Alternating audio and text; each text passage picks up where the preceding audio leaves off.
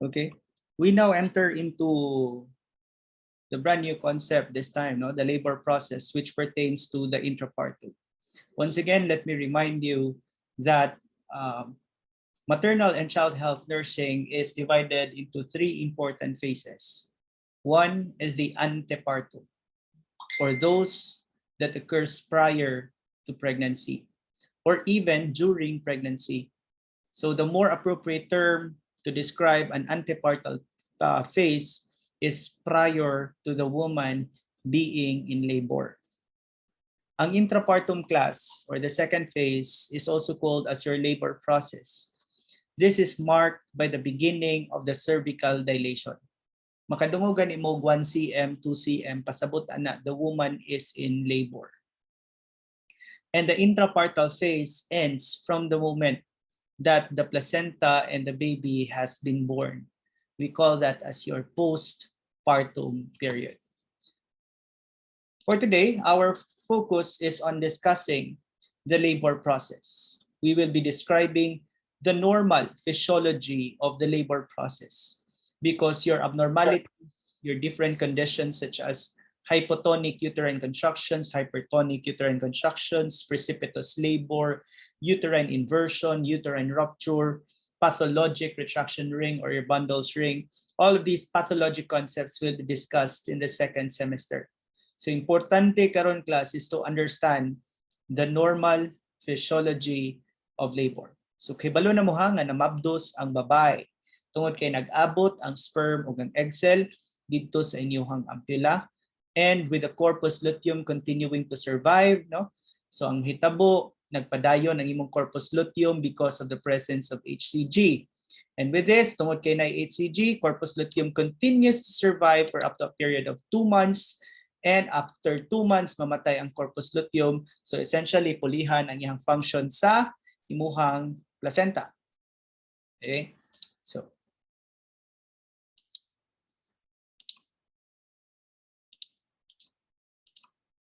okay. You just admit people. So why does labor process occur? Or nganong magbati man ang babae at exactly 40 weeks, no? Or 38 weeks. Diba ingon ta nga basta gani 37 weeks or more term na siya. Less than 37 gani, let's say 36 weeks, 6 days over 7 preterm na siya, no? Nga naman nga nigabot og 37 kay balo man ang bata nga dapat na siyang mugawas. Diba no? Nganong dili man 50 weeks, nganong dili man 60 weeks, nganong dili man 12 years old na lang, 13 years old, nganong dili man ingon ana. Why does it have to start at 37 weeks? Number one reason, class, is kinahanglan na siyang ipanganak because you know and you remember very well na ang atong placenta will only have to survive up to 40 weeks or will become fully functional up to 40 weeks. Meaning to say, beyond 40 weeks, class, wala na ang imuhang placentae function, no? Dili na siya fully functional, so nawala na tong atuang mnemonic na Irene. Immunity, respiration, excretory, nutrition, endocrine, nutrition, ba? Nangawala na to sila, class. Kay ngano 40 weeks naman ang imong placenta. So that is why nga dapat prior to 40 weeks mugawas na ang bata. Okay? And other than that, makalibang na pud ang bata kay ngano ang imuhang meconium maka-travel naman siya up to the level of the colon. Mas bata siya ang iyang meconium production to small intestine, nagkadako siya ang iyang meconium ninaog na dito sa imuhang large intestine until eventually mabot siya sa imuhang colon. Unya sige sa travel as the child grows, the meconium or the fetal stool also travels. So mas magkadugay nimo siyang ipanganak, mas magkalayo ang iyang stool padulong sa excretion. Unya may unsa may mahitabo ana? Di ba we call that as meconium staining? And if meconium would have to be aspirated by the child, then ang mahitabo kay pwedeng magka-pulmonary complications ang imuhang bata. So giyon sa man paghibalo sa bata nga dapat na siyang mugawas. Okay? Gitagantag-an na nila, class, that's why we call it as the theories of the onset of labor. What are the different theories of the onset of labor? We have two popular theories, class. Number one theory is the uterine muscle stretching, which results in the prostaglandin release which results in the release of prostaglandin. We call this as the uterine stretch theory. Okay? The first theory is the uterine stretch theory. Meaning to say, class, while nagkadako ang imong bata, ang imuhang uterus also is nagsigisad siya og ka-stretch. And the stretch of the uterus will bring about the release of the hormone prostaglandin. So tanawa ha, ang bata nimo nagkadako. Nagkadako ang bata, ang matres nagkainat. The more siyang mainat, the more pud ang prostaglandin nga ma-release. Take note that prostaglandin and progesterone are two conflicting hormones. Remember nga si prostaglandin siya man to ang responsible, progesterone siya man to ang responsible sa smooth muscle relaxation. Diba? It will sustain and maintain the thickened endometrial lining. Mao gani itong naatay constipation during pregnancy because of the effect of the smooth muscle relaxation effect sa imuhang progesterone. Unya kay ang GIT smooth muscle man pud siya. So in short, ang imong progesterone is pamparelax. Ang kontra ni progesterone is prostaglandin. Meaning to say, as progesterone increases, prostaglandin decreases. But as prostaglandin increases, your levels of progesterone also decrease. Opposite siya, class mo siya siso ba? Musaka ang usa, munawag ang usa. So tanawa, kung ang bata nagkadako, ang uterus pud nimo magka-stretch. Magka-stretch ang uterus, magkasige pud og release og prostaglandin. Now, if musaka ang imong prostaglandin, okay? If musaka ang prostaglandin, what will be the effect? So if musaka imong prostaglandin, your progesterone will also decrease. Opposite siya, class. Okay? So kaning progesterone mao maning pampakapit, pamparelax. Kani siya pampakontract man ang imong prostaglandin. Therefore, magsugod na ka og busok. Magsugod na kag uterine contraction. And we call that as Braxton Hicks contractions kung dili pa na siya strong and true. Okay? Now, aside from the uterine stretch theory, we also have the cervical pressure theory. According to this theory, magkadako ang bata, natural magkabugat. And the heavier the weight of the child that presses over the cervix, the more pod ma-stimulate ang release sa imong hormone nga oxytocin. And kay balota class, kaning oxytocin, mao na siya pampabusok, mao na siya pampacontract. Diba? Kay numdum mo atong contraction stress test, unsay atong buhaton, mag-nipple stimulation. Nganong stimulate ang nipple para mo send signals to the brain to cause for the release of oxytocin. Ba? Nya kung naay oxytocin, mo contract, ini-contract sa uterus sa buhaton ni mama, i-press ang button, di ba? Because contraction is a result of the release of oxytocin. So kung naay oxytocin, naay uterine contraction. Now, unsa may common sa imuhang uterine stretch theory o kaning imong cervical pressure theory? Ang sa uterine stretch theory, makakos siya og prostaglandin release. Ang imuhang cervical pressure theory, makarelease siya og oxytocin. Whether prostaglandin ka or oxytocin ka, unsa may common nilang duha? Prostaglandin and oxytocin can both cause for what we call as uterine contraction. Makapabusok siya sa imuhang matres. And what is the effect of every uterine contraction? There will be cervical dilation. Sa sige niyag busok, sa sige niyag busok, ang bata po magsige sa kanaog. Okay? Imagine na, mao ni siya imong uterus. Okay, mao na uterus. Imong contraction kay paana man, paana. So ang imong bata sad, magsige sad siya og kung mao ni imong bata. Okay. Morning mata, ilong, baba, manang bata. So nagsige kag contract, ang imong bata nagsige sad siya kanaog. While nagsige siya kanaog, the head of the baby or the presenting part will act as a wedge para ang imong cervix kay mubuka. Okay? So igi siya contract, sige sad siya kanaog, sige niya kanaog, ang imong cervix napabuka. Therefore, every uterine contraction will result in cervical dilation. And cervical dilation, even 1 cm, is an indication that the woman is already at the onset of labor. Okay? So timan there are two theories, uterine stretch theory and the cervical pressure theory. The uterus, once stretched, brought about by the growth of the baby, will bring about the release of prostaglandin. Kung mutaas ang prostaglandin, muubos imuhang progesterone. Unsay epektos prostaglandin? Uterine contraction. Kung ang imong cervix mabugatan, unsay ma-release? Oxytocin. Unsay epektos oxytocin? Uterine contraction. So see, whether prostaglandin ka or oxytocin ka, whatever hormone is being released from either theories will bring about uterine contraction. And we know that the effect of uterine contraction is cervical dilation.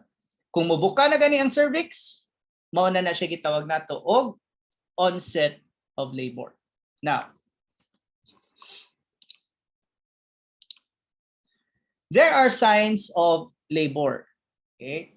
Naatay signs nga preliminary, naputay signs nga true. So when we talk about signs of labor, there are two signs of labor: preliminary and true signs of labor. Preliminary signs are Braxton Hicks contractions, lightening, unusual level of energy or activity, ripening of the cervix, and a decrease in the weight. Preliminary signs niya siya, class. If makita ninyo or ma-assess niyo siya sa nurse nga ni-exist, you will consider that as false labor. Meaning to say, class, na ay labor nga true, na ay labor nga false. Watch out, because on your assessment, I will be giving you a moving exam, giving you scenarios, and you will be tasked to determine whether it is true or false. Makita ganin ninyong any of the five class. Kana si Braxton Hicks, lightening, initial level of energy, ripening of the cervix, or a decrease in weight. These are signs of labor. Yes, but they are not true signs of labor. They are rather preliminary or false signs of labor. Unsa man ang Braxton Hicks contraction? Busok sa Bisaya. Braxton Hicks contractions refer to the tightening of the abdominal muscles. Mubusok ang imuhang matres. Tightening of the abdominal muscles corresponding to the squeezing or tightening of the uterus. Number 2, lightening. Kung nakahinumdum mo atong discussion, class, sa Bartholomew's rule, wherein we use the different landmarks of the body to determine the age of gestation, kahinumdum ba mo nga if the fundus of the uterus is palpable at the level of the xiphoid process, it is 8 months AOG. And 1 finger breadth lower than the xiphoid process, 9 months siya, in such a way na ang imong 7 months ug ang 9 months nga fundic level similar ang AOG, di ba? 5 months umbilical. Nya musaka inigabot nimo 1 finger breadth or 1 centimeter below the xiphoid process, 7 months. Musaka siya sa xiphoid process, inig 8 months. Inig 9 months, munaog na sad siya dito sa level sa imong 7, which is 1 finger breadth below the xiphoid process.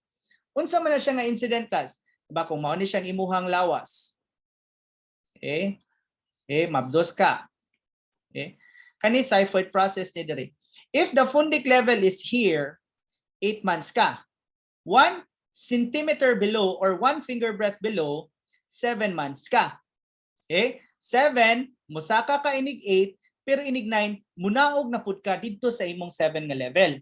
Now, how do you call this phenomenon where the fundic level at the xiphoid process goes down 1 finger breadth below such that it will be of the same level sa imong 7 months? Sa man nga phenomenon, mao ni siya gitawag natog lightening, class.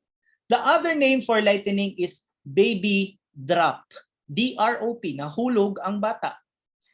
But literally, it means ninaog ang bata. Diba? 7, mudako, musaka, inig 8. Pero, nag-expect ka nga dapat inig 8, nya mo 9, musaka pag yunta, diba?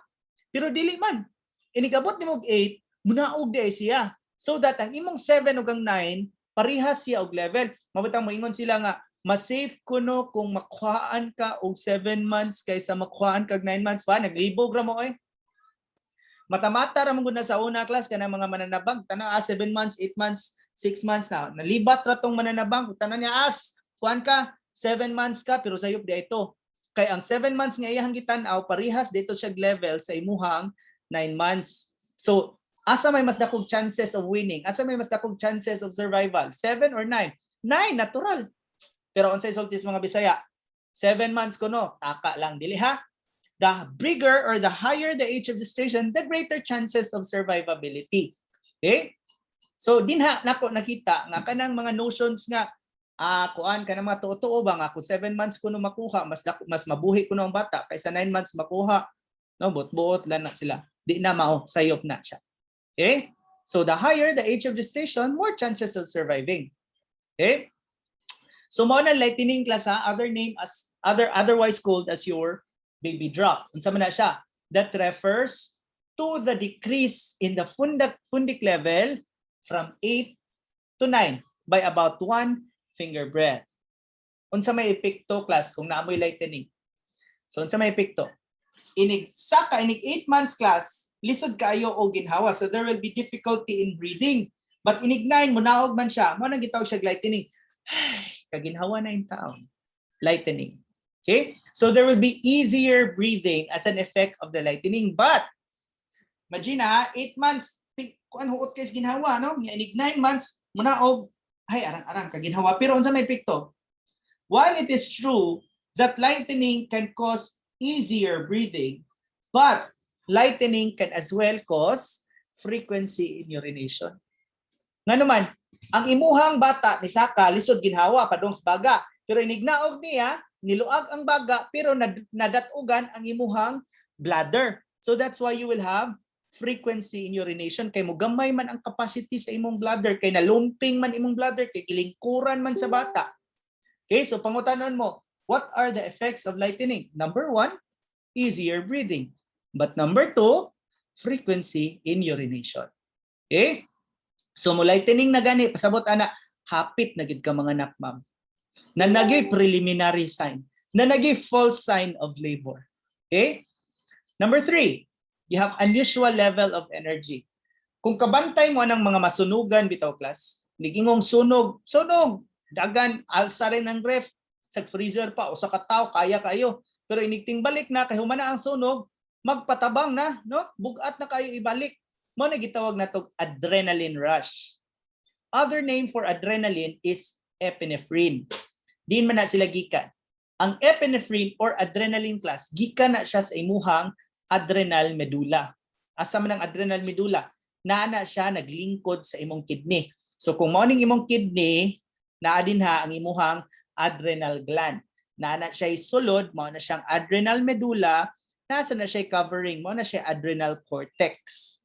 Kaning adrenal medulla mo na mo release sa epinephrine or your norepinephrine. Dinha na siya gikan.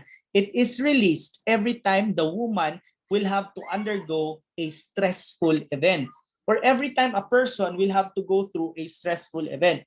Mas stress gani ka class, mo release dayon ng atong adrenal glands o epinephrine, no? Since a woman is about to give birth, it is a stressful situation. So the woman is prepared by the body para na siya panglaban, na siya pangsukol. So unsa may naana? Epinephrine. Mo nang feeling nimo hyper kaayo ka, no? Hyperactive kay ka, strong kay ka, kuskan kay ka, malimpyo ka, first floor, second floor, third floor, apil paghugas ang sakyanan, hastang sakyanan silingan, giapil og hugas. Tungod sa imuhang level of energy, which is very high. Okay? Kabantay gani mo na magalindasay na ang babae, nya mabdos ha, nagalindasay na gani, namurag din na siya mahimutang, ayay, hapit na gina mga anak. Preliminary sign na gina of labor. Padulong na gina, buka ang iyahang cervix. Kaya may tag labor class ha, unsay atong tanawon? Dili ang busok ha, ang atong tanawon is if ang busok nakapakos og pagbuka sa cervix. Mubuka gani ang cervix, labor na siya. Kay dili man tanan busok class, labor. Mao bitaw natay gidistinguish nga true sign o false signs of labor. Natay true labor contractions, natay false labor contractions. So if you are to look into whether or not a woman is already on a phase of labor, Unsay atong tan-awon? Is it the strength or consistency or frequency of the uterine contraction? Or is it the dilation of the cervix? It is the dilation of the cervix. So kung moadto na mo sa inyong area class, ang inyong bantayan ana sa ilahang whiteboard, pila naman ni siya ka cm? Kay the higher the cm, mas buka ang cervix, mas makagawas na ang bata. Okay? So kung nag-shift mo 7 cm, 6 cm, aka na makapaanak pa mo ana. Pero 1 cm unya prime, kay ba na mag-prime ha? 1 cm unya prime gravid or prime parusuman, adugay pa kaayo na. Usahay ingnon na sila balik ugma ma'am. Okay? So unusual level of activity. Number 4, ripening of the cervix. Okay? Ang imong cervix mupula and muhumok. Mura na siya og butter soft. Mao na siya characteristics sa cervix. Inig IE na to, mahikapan na to dito sa una murag earlobe kani. Pero hapit na gani ka mga anak, inikuot ana dito class, mura na gani butter kahumok. Mao na siya gitawag og ripening of the cervix. Butter soft cervix. And number 5 is a decrease in weight. Okay? So timani class, these are preliminary signs of labor. False. Dili pa na siya sigurado. Wa pa na siya klaro nga mga naka, pero posibleng mga naka, pero di pa na siya klaro. Blurred pa na siya class. Hanap-hanap pa na. Tanawa blurred o blurred. B-L-U-R-D. Blurred. Preliminary signs of labor. Pero kung sure na gani class, mao na ni siya. Sure. S-U-R. Mao na ni true signs of labor. Sure. S-U-R. Show. Unsa man na siyang show? We refer to the bloody show. Okay? Pangagian ang babay. Mo nagingon nila pangagian na ka ma'am. Unsay ni agi, dugo or tubig? Kung dugo ang moagi, dugay kay kang magbati. Kung tubig ang moagi, dali kay kang magbati. That is again another myth, another superstitious belief, another wrong belief. Okay? It doesn't matter kung dugo or tubig, no? It does not predict or tell the length of labor. Dili. Because the length of labor is predicted by the characteristic of the uterine contraction.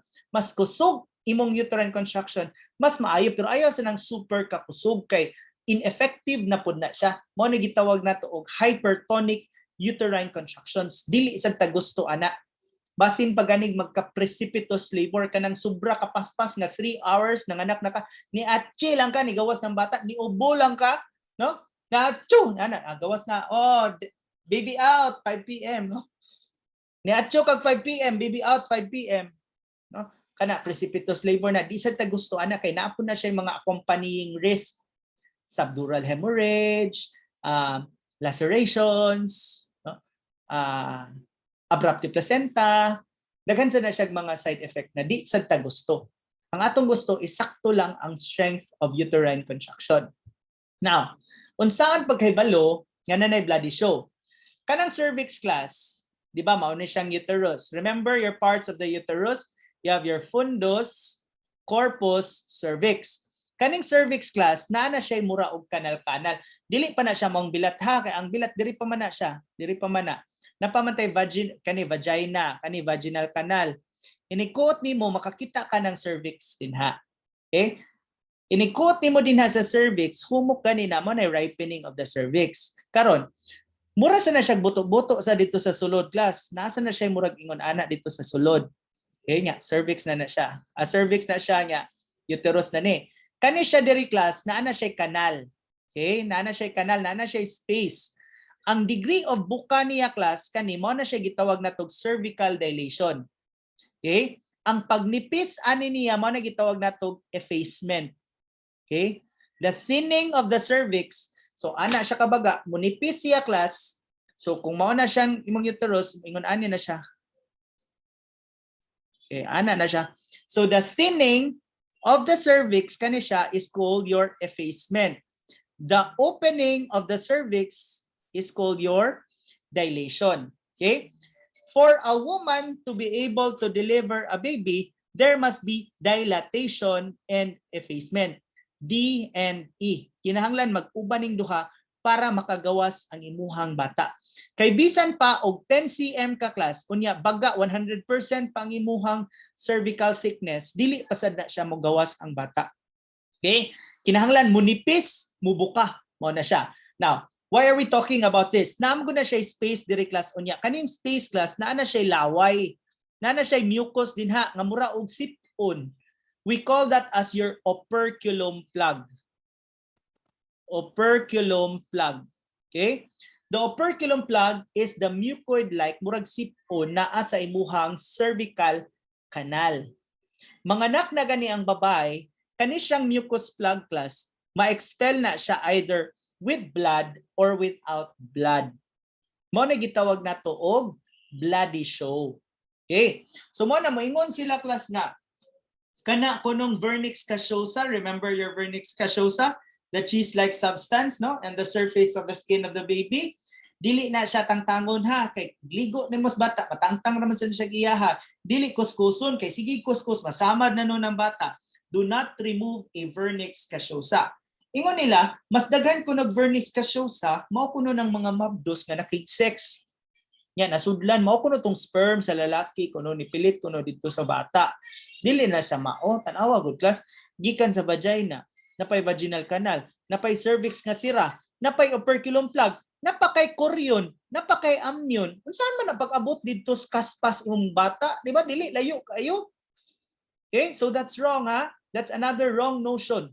Nga, kung makig-sex, gani ang mabdos, kanang, ingon nila, pakatihan kuno basta kuno mabdos, niya, hapit na mga anak, ipasex kuno sa lalaki para kuno ma-stimulate. No? It can stimulate. But, katong sperm sa lalaki, dili to siya maka-attach sa ulo sa imong bata, di na siya appeal. No, dili na siya posible. Okay? So, kay ngano man ang makasulod siya kung open ang cervix, ba? Kung close ang cervix, dili na makasulod dito sa bata. Unya, kung open ang cervix, unsa may naa, di ba labor naman na? Nagbati naman na, kay nibuka naman ang cervix, ikaw nag-aa pa ka maglibog tag unsa nang pagka gilamian ba gisakitan, di ba?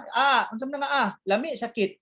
Maglibog na ka kinsa may ganahan makig-sex kung nana ka sa labor, di ba? So wala dili na siya tinuod, dili na siya mao. Bloody show again refers to the expulsion of the mucoid substance whether with blood or without blood, called your operculum plug, found in your cervical canal. Next, uterine contraction. Okay? And last is your rupture of membranes. Kato ganina class, blurred. Kani siya, mahitabo na ganini siyang tulo. Show uterine contractions and rupture, true na siya nga signs of labor. Okay? Now, you have to distinguish also, and this came out in the board exam many times, whether that contraction that a woman is experiencing is false, otherwise called your Braxton Hicks, or the contraction is true. It is false if it is confined in the abdomen. Pero mudaga na ganina dito sa luyo class niya, balikstian, dagan sa luyo, balikstian, kana, that's true labor contractions. And your false labor contractions are always irregular.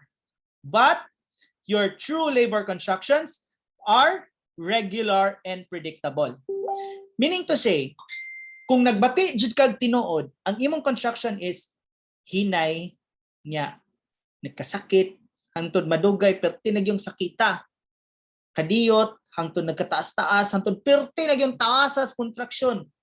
Dugay king interval, dugay mo balik, hangtod nagkahapit, nagkaduol nang yang interval, hangtod nga magsige-sige na lang sad pud siya. So regular and predictable. So kung bago pa ka labor, let's say 1 cm pa ka, di pa na siya sakit, no, 1 to 3 cm, di pa na siya sakit. Unya ang contraction ana every 5 to 20 minutes. So 20 minutes, una mo contract na pod, 20 minutes mo contract na pod, kana siya. That's your true signs of labor. Okay? Pero contraction gani nga naa karon nya maura sad to rong adlaw ugma na pod. Nya nagay usahay wala ugma. Kana siya, that's irregular. So that is a false labor contraction. And if nagbati jud ka nga tinuod class, no matter what position you assume, it is never relieved by rest. Sakit jud na siya wherever, however position you assume. Pero kung false, panuhot lang, ingon nila, mulingkod lang ka, or mubarog lang ka or mulakaw-lakaw lang ka, mawala siya. And your false labor contractions never achieve cervical dilation, but your true, it does achieve cervical dilation.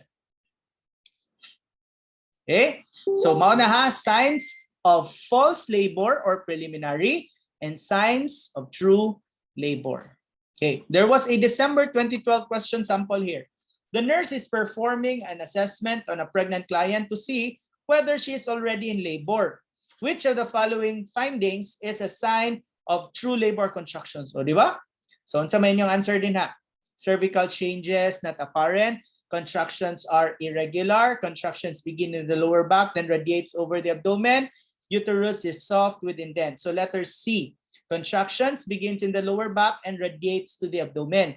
Because if the contractions remain in the abdomen, false labor. Pero mudagandagan gani, sweeping gani siya nga klase, true labor contractions na siya. Okay? So letter C. Contractions begin in the lower back, then radiates into the abdomen.